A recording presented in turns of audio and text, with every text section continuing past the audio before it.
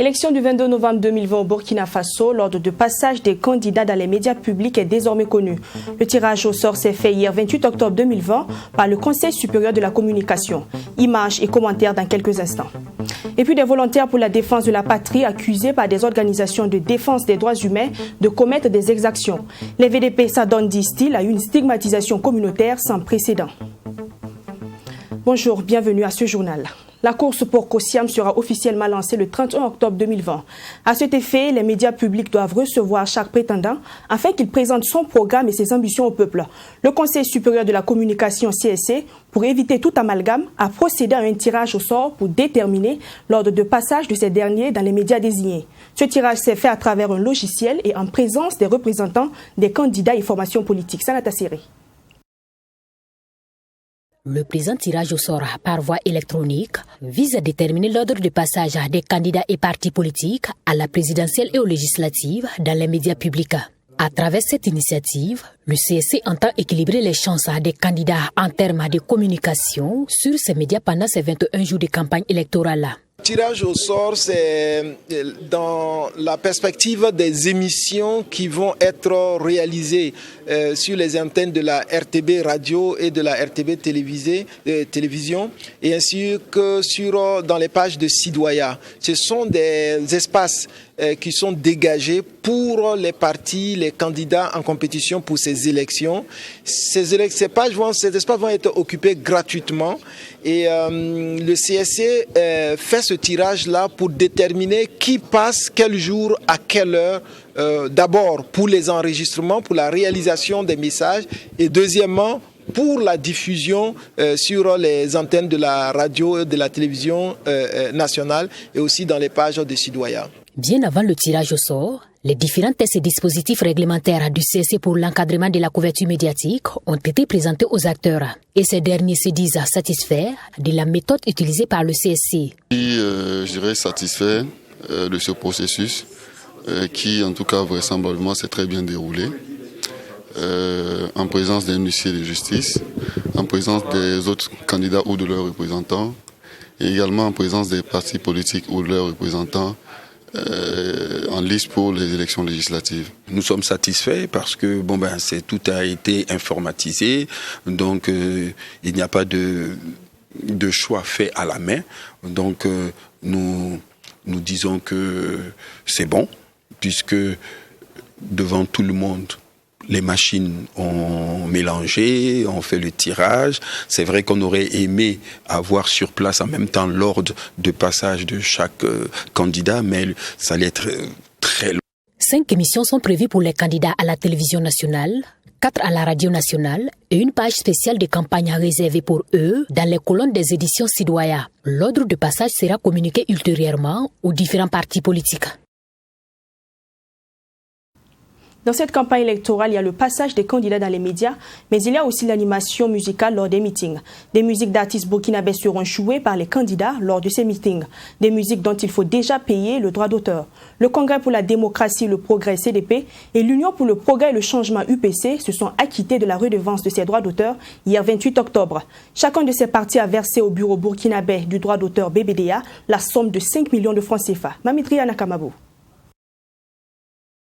Le Congrès pour la démocratie et le progrès CDP est le 3e parti politique à s'acquitter de la redevance des droits d'auteur. Par cette remise de chèques, le CDP s'engage à soutenir les acteurs de la culture et des arts dont les œuvres seront utilisées par le parti lors de la campagne électorale de 2020. Nous savons qu'au Burkina, nous avons des hommes de culture, de grands hommes de culture. Mais nous constatons encore, comme je l'ai dit dans mon livre, qu'il faut davantage une meilleure organisation. Si nous avons une meilleure organisation, nous allons rendre les arts et culture une industrie qui rapporte à leurs auteurs.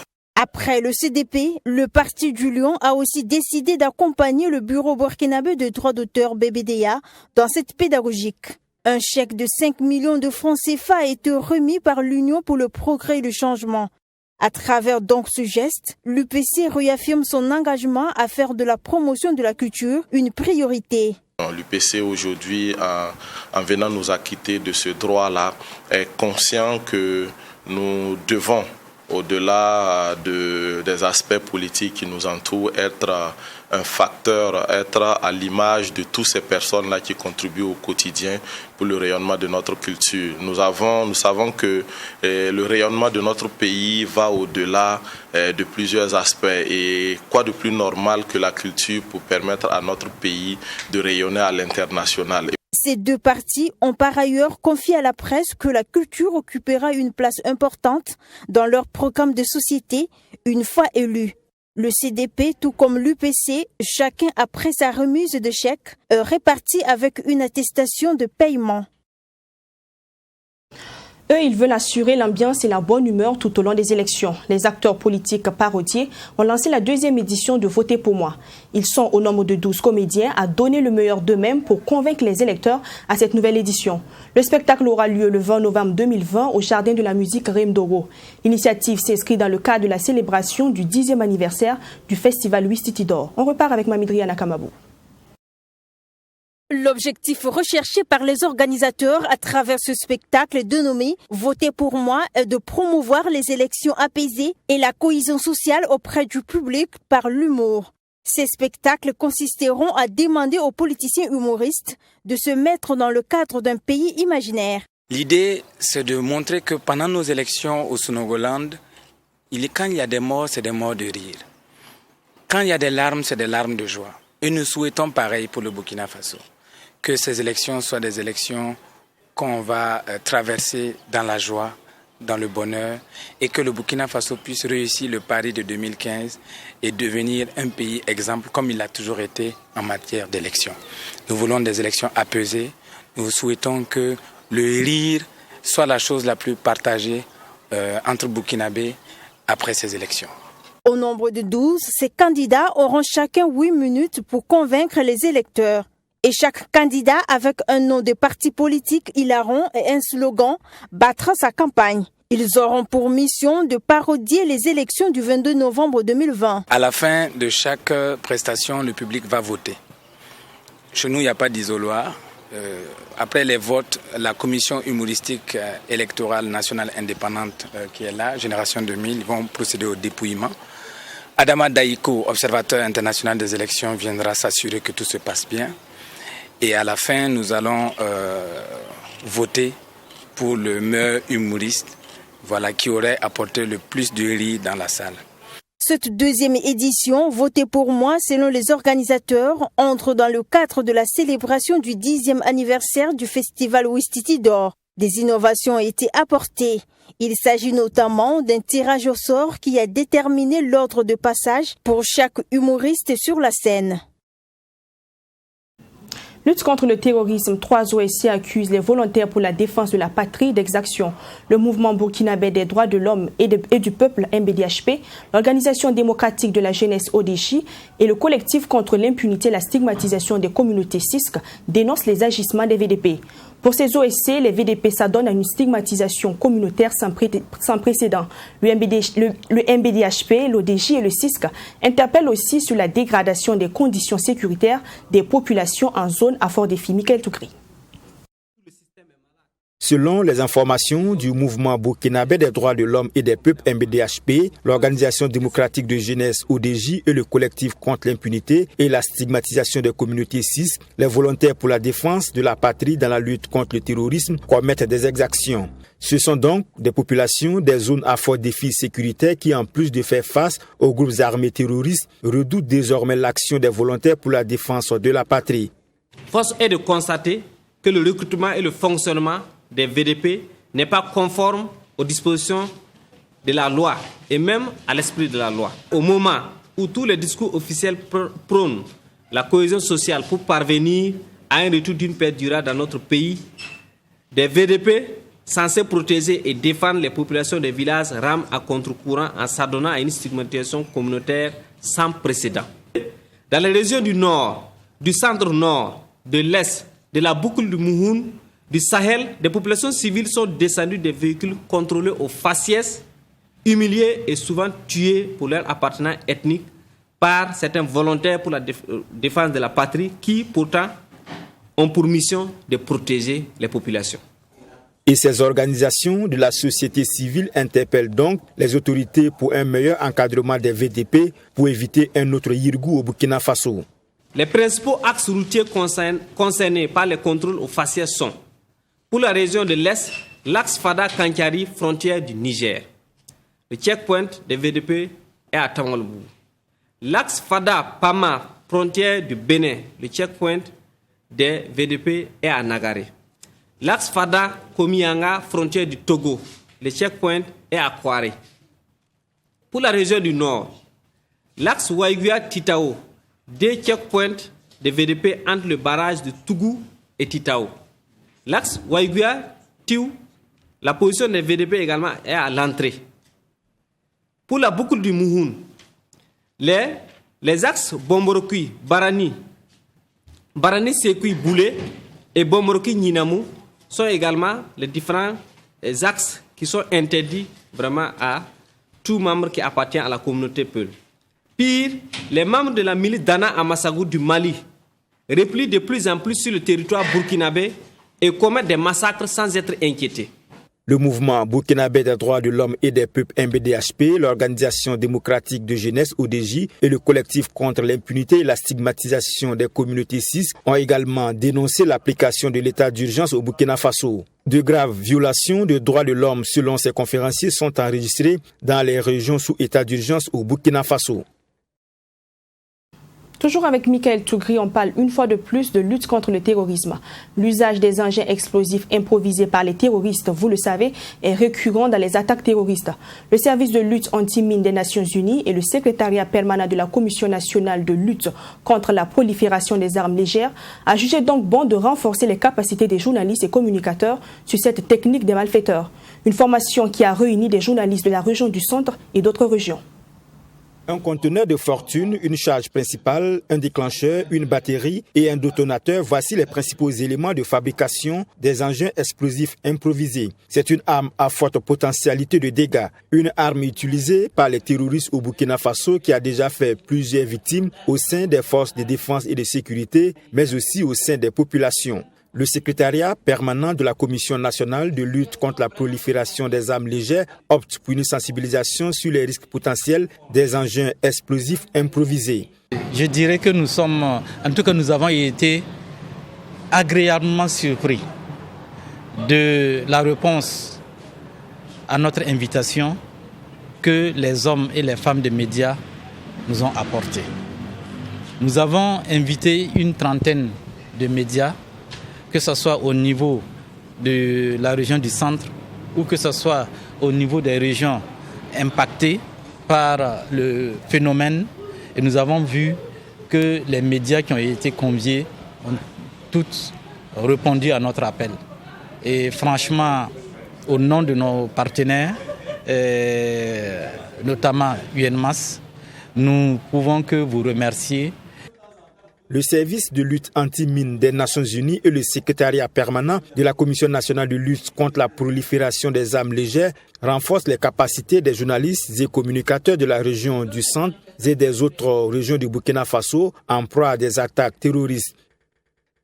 Ceux qui posent les engins explosifs sont à même de faire connaître des mutations au niveau de l'engin explosif.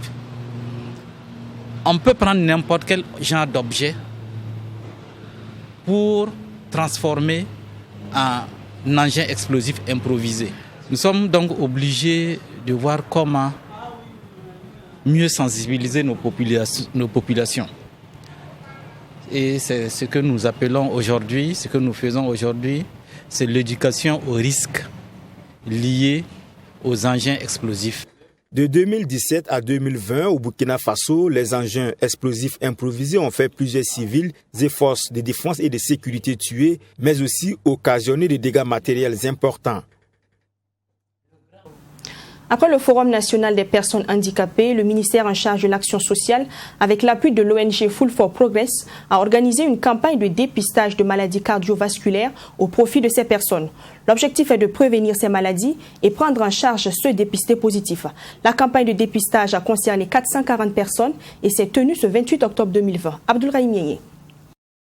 Au Burkina Faso, les hépatites B et C sont déclarées problèmes de santé publique et plus de 9% de la population est dépistée hépatite B positive. C'est pour apporter des solutions à ce problème, surtout chez les personnes handicapées, que cette campagne de dépistage de maladies cardiovasculaires a été initiée. Le diabète et les hépatites sont principalement les tests qui sont réalisés et les personnes déclarées positives bénéficieront d'une prise en charge.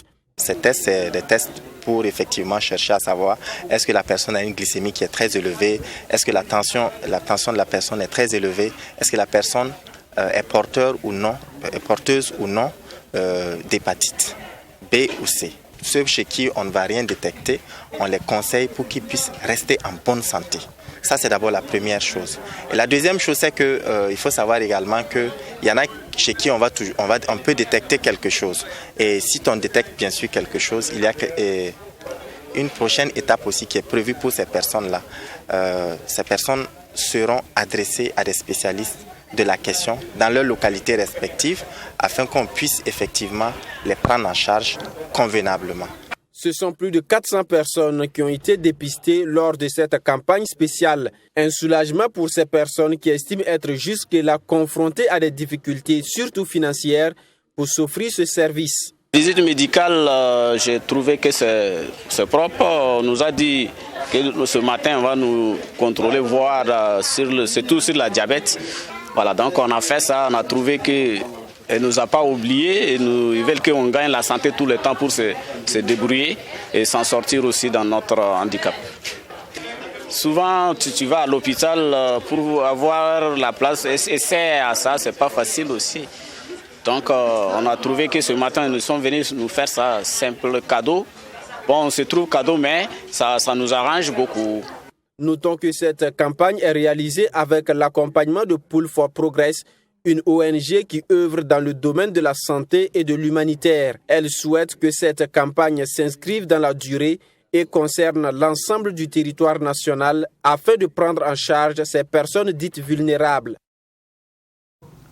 Les 4 ONG promotrices de l'initiative Job Booster étaient face aux hommes de médias lundi dernier. Une conférence de presse au cours de laquelle ils ont fait le point de la contribution de cette initiative au défi de l'emploi des jeunes au Burkina Faso. Les promoteurs ont formulé des recommandations qui pourront aider à l'insertion professionnelle de la jeunesse burkinabé. Sanata Seri. En seulement 2 ans d'existence, plus de 15 500 jeunes ont bénéficié des formations professionnelles avec 9 600 emplois créés grâce à l'initiative Job Booster. Environ 11 000 ont été formés en employabilité et 13 500 en compétences entrepreneuriales. Cette initiative, selon les conférenciers, est venue faciliter l'accès des jeunes aux emplois décents. L'avantage de Job Booster, c'est que nous répondons à la demande. Nous n'avons pas prédéfini des domaines dans lesquels nous disons que tant que vous êtes à l'extérieur de ce domaine, on ne peut pas regarder votre problème et puis essayer de vous aider pour que vous accédiez à un emploi décent.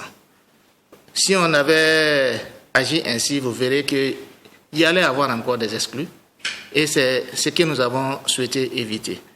Nous répondons à toute demande qui vient, qui fait que quel que soit le domaine, généralement avec les centres de formation avec qui nous sommes en coopération, vous avez une idée dans un domaine bien précis, nous savons quel centre de formation peut vous aider. Selon les analyses des Job Booster, plusieurs obstacles minent l'insertion professionnelle des jeunes, tant au niveau politique, institutionnel que juridique. Et pour booster l'emploi des jeunes au Burkina Faso, des recommandations ont donc été formulées par les initiateurs de Job Booster. Nous demandons donc qu'on puisse rendre accessible les formations sur les informations sur les opportunités de création d'emplois et d'insertion professionnelle de manière déconcentrée au au niveau des jeunes, de renforcer les capacités institutionnelles internes de suivi et évaluation en matière de création d'emplois, comme nous l'avons dit, parce que beaucoup de choses sont faites au niveau des ministères sectoriels, mais malheureusement ne sont pas prises en compte en termes de contribution à la création d'emplois. D'assurer également la continuité des politiques et stratégies de promotion d'emplois, indépendamment donc des changements de dénomination ou des reformulations des ministères qui peuvent intervenir, d'identifier et de développer des stratégies de financement pérennes, des politiques et stratégies d'emploi, d'éliminer au maximum les barrières à l'accès des jeunes au financement.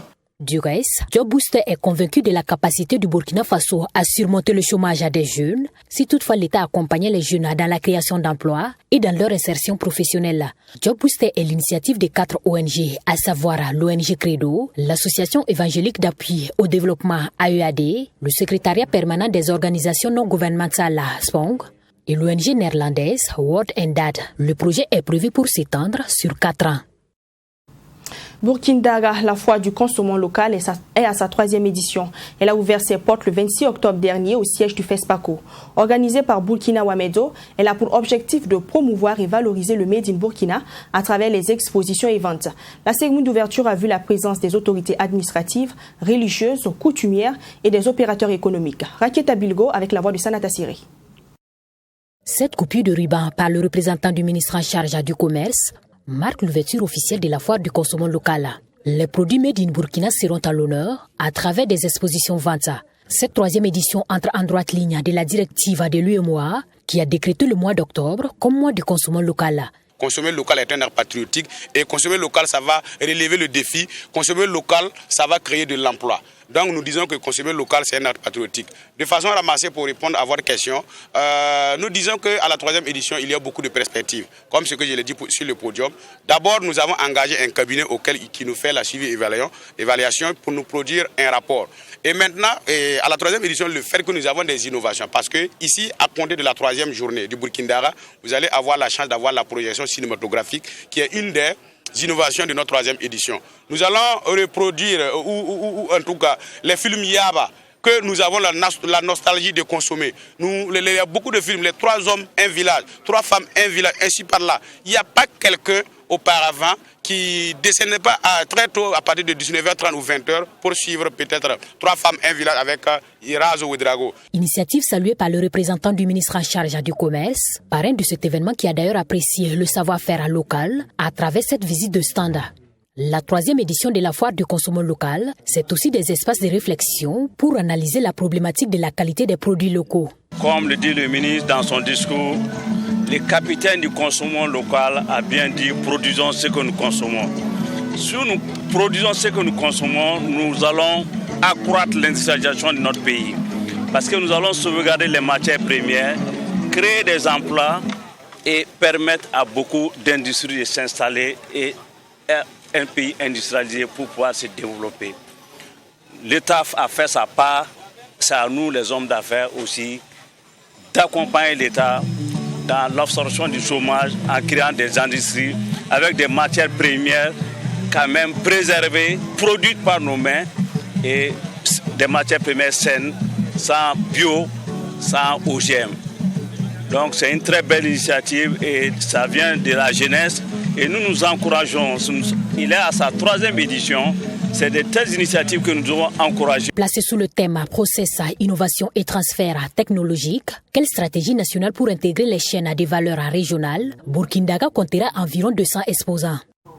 Le conseil municipal de Diapaga, en collaboration avec l'organisation non gouvernementale UCED, a initié de juillet à août une opération d'établissement gratuit de 3000 actes de naissance et 8000 cartes nationales d'identité burkinabè au profit des populations. Les intéressés sont entrés en possession de leurs documents les 13 et 14 octobre 2020. Images et commentaires avec Jean-Louis Wango et Sanata Seri.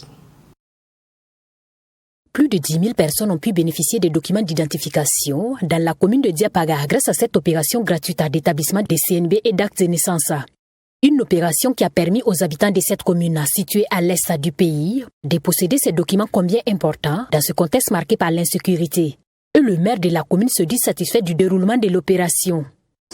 Bon, le bilan que je fais, il est globalement satisfaisant et très positif parce que si vous partez de votre objectif de départ et vous atteignez les résultats escomptés, je crois qu'on ne peut que tirer un bilan très satisfaisant. J'invite les uns et les autres, puisque c'est la période de retrait, à venir véritablement rentrer en possession donc de la carte, puisqu'on a pris toutes les dispositions. Nous avons donc une dizaine de jours pour ça. Et l'engouement est tel que vraiment, rien qu'au premier jour, au deuxième jour, nous avons presque décidé plus la moitié. Donc vraiment, c'est une satisfaction. Et ce sont 3000 actes de naissance et 8000 cartes nationales d'identité burkinabé qui ont été délivrés grâce à l'accompagnement financier de l'organisation non gouvernementale USAID à travers son programme régional du Burkina Faso. Pour les bénéficiaires, c'est un ouf de soulagement.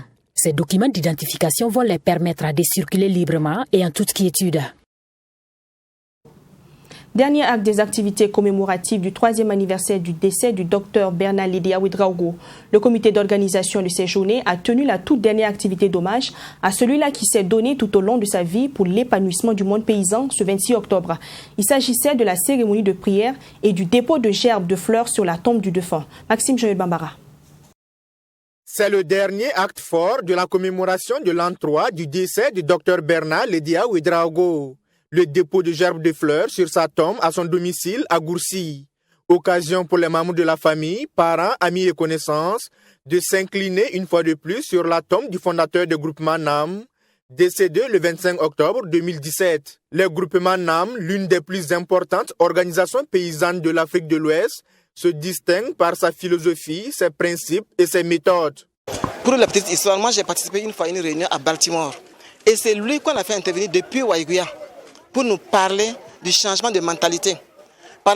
Alors qu'on était en train de spéculer, j'allais dire, sur les techniques de communication et tout, on a dit voilà un homme qui a fait de la communication endogène une connaissance spécifique sans les grands moyens qu'il avait et qui a bouleversé la vie de millions et de millions de personnes. Avant cette cérémonie de dépôt de gerbes de fleurs, une messe a été dite à son intention un peu plus tôt dans la matinée de ce dimanche 26 octobre à l'église paroissiale Saint-Joseph Artisan de Gourcy. Au niveau des responsables de la Fédération nationale des groupements NAM, c'est la satisfaction affichée. Satisfaction non seulement pour la tenue effective des journées Bernard Lédéa Ouédraogo les 25 et 26 octobre, et ce, malgré la pandémie du Covid-19 et la situation sécuritaire, mais aussi pour la mobilisation du monde paysan autour des différentes activités organisées. Vu la situation sécuritaire et sanitaire, nous avons voulu faire ça, en tout cas de manière sobre, mais en acte symbolique fort. Et ça, nous avons en tout cas réussi à vraiment bien dérouler les activités. Vous avez été témoin de ce qui s'est passé. Donc nous ne pouvons que remercier ceux qui ont pu venir et puis souhaiter qu'en tout cas dans 2 ans, on puisse tenir les journées Bernard Lédéa Ouédraogo dans la sécurité et dans la santé et dans la paix. Né à Gourcy le 31 décembre 1930, Bernard Lédéa Ouédraogo, docteur en sciences sociales de l'université René Descartes à Paris, a eu un parcours politique riche et mis ses compétences et connaissances au service du développement de son pays. Ancien vice-président du conseil de la collectivité rurale de Gourcy, ancien maire de la commune de Waïguya et ancien député, le regretté, affectueusement appelé Blo, fut également président du SOS Sahel Burkina et président fédéral de la même organisation. De chevalier de l'ordre national à commandeur de l'ordre national, le promoteur du concept développé sans abîmer, a également reçu des prix au plan national et international, dont le prix Flambeau de la paix en décembre 1987 pour son combat pour la paix, le prix Leadership Afrique en septembre 1989 pour sa lutte contre la faim, et le prix Nobel alternatif dont il est par ailleurs le premier Burkinabé à l'avoir reçu en décembre 1990 en Suède pour son combat contre la désertification. Voilà, c'est par ce reportage qu'on referme cette édition de la mi-journée. Le prochain rendez-vous d'information, c'est à 20h avec Chofra Vaha. Moi, je vous retrouve demain à 13h. D'ici là, prenez soin de vous.